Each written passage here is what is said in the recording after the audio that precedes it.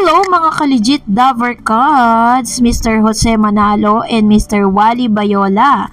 Ano nga ba ang dahilan kung bakit naging emosyonal sa Sugod Bahay Mga Kapatid segment? So pag-uusapan natin yan, ang lahat ng yan. But before that, if you haven't subscribed yet to my YouTube channel, please don't forget to like, share, and subscribe at hit mo na rin ang notification bell for more showbiz updates. And please don't forget to hit all para ikaw ang unang-una makakapanood sa lahat ng ating mga updates. For today's video, nais ko po munang ipabot ang aking pasasalamat sa lahat po ng mga legit viewers, subscribers, and legit Davercards natin na lagi nag-aabang at nakaantabay sa lahat ng ating mga updates. At ngayon nga, pag-usapan natin to kasi naspatan po natin na meron pong ilang mga video clips and mga photos na nagkalat ngayon sa social media na tila baga umiiyak si Wally Bayola at saka yung mga Sugod Bahay Mga Kapatid team.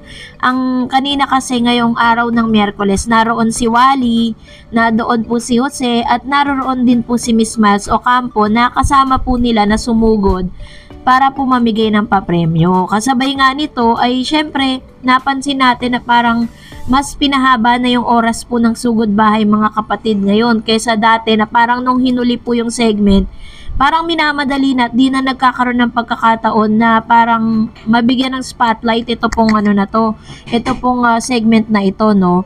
At syempre inaasahan din natin na talagang masaya yung episode ngayong araw dahil nga kompleto na naman po si Jose, Wally, and Miles Ocampo.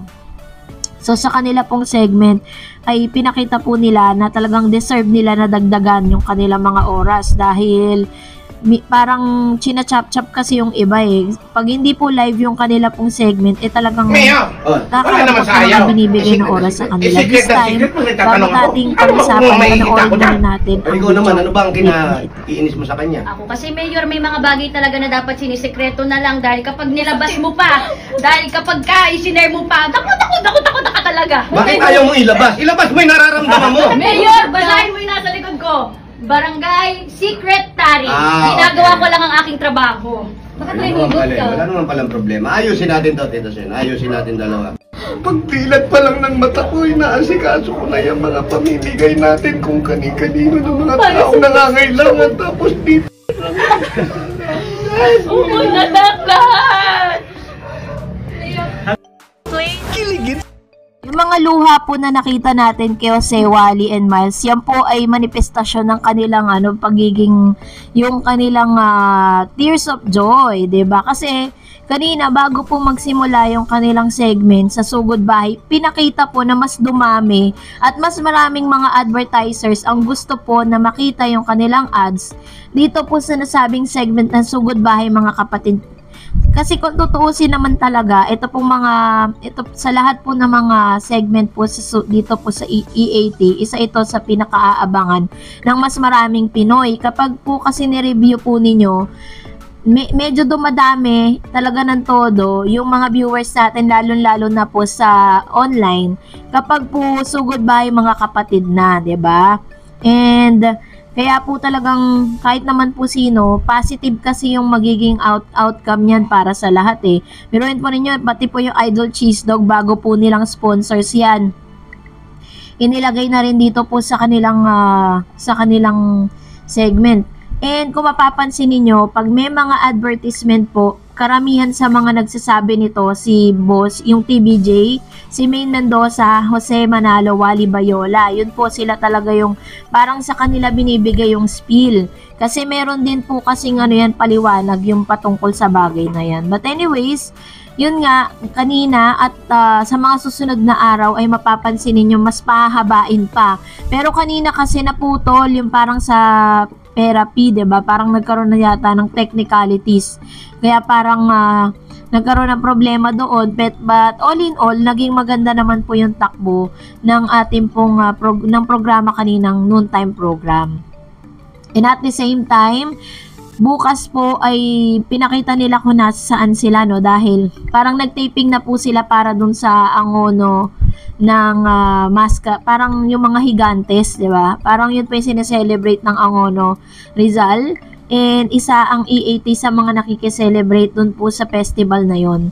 Kaya naman abangan po natin ang mga posibleng mangyari pa bukas. At the same time, ay kung sino ba ang kanilang makakasama para bukas po ng Huwebes. At ngayon, pinag-uusapan din po no, yung rating naman.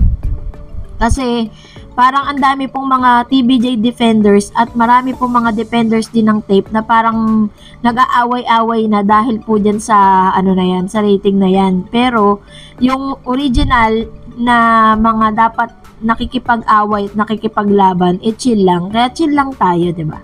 So, dahil dyan, mag-react naman tayo sa ilan sa mga komentong napili po natin. Mula naman po sa mga legit viewers and subscribers po natin, magre-react po tayo sa inyong mga opinion. Unahin po natin ang komento mula kay Jackson. Sabi niya, swerte lang ang GMA kasi walang prangkisa ang ABS-CBN. Kaya sila ang nangunguna sa mga rating. Pero dati number 2 lang sila sa ABS-CBN. Ayun. ABS-CBN. Yun po yung tawag ng ilan dito po sa network na ito kasi magmula po na parang nagkaroon ng controversy, 'di ba? Na parang magkakaroon ng bias. Kaya po ganyan po yung tawag ng ilan sa mga netizen dito po sa nasabing network. And another comments coming from Choco Latte, syempre para sweet. Ang haba Hindi naman kailangan mag-advertise pa sa TV para bilhin ang produkto. Binibili produkto kapag mura. Kung hindi na sila babayad sa ads sa TV at ibaba na lang ang presyo, mas binilin yon ng tao. Mas bibilin yon ng tao. Mas malaking tulong sa Pilipino. Ayun. So, sana nga po ganun po kadali, no? Pero, syempre, may mga products din talaga na kailangan nilang i-advertise. Lalong-lalo na po kapag bago ang produkto, doon po pumapasok ang advertisement. No, syempre, yung presyo po na nilalabas nila sa merkado, kasama na po doon yung kanilang ginagastos sa pag-advertise. Sabi ni LC Gama, maraming naniniwala na magmula nung umalis ang TBJ sa GMA, malaking kawalan ng GMA sa viewers. Laking bawas na. Ang masasabi ko lang, more power to TV5 at sana magiging number 1 network ang TV5 in due time. Ayun. Mangyayari po yan kasi sa dami po ng mga investors and dami po ng mga sponsors na pumapasok ngayon sa TV5. Wala po nang napasa kanya ang TBJ. Sabi ni Mr. Juan de la Cruz, kusinerong Langkaw. Deserve ng GMA yan kasi may kinikilingan sila at may pinoprotektahan sila. Ang CEO, alam mong may mga kakagulo sa isang establishment nyo, dapat pumagitna kayo. God bless sa EAT TBJ at legit Dover Cards. Thanks to MVP TV5 watching from Japan. Well, kung nagustuhan mo ang video na ito, huwag mo kalimutang mag-like, mag-share, at mag-subscribe, at i-follow mo na rin ang aking Facebook page, DarEdsTV. And also, I have my TikTok account, which is DarEdsTV. Pwede nyo rin po akong i-follow doon. Thank you for watching, guys. God bless everyone!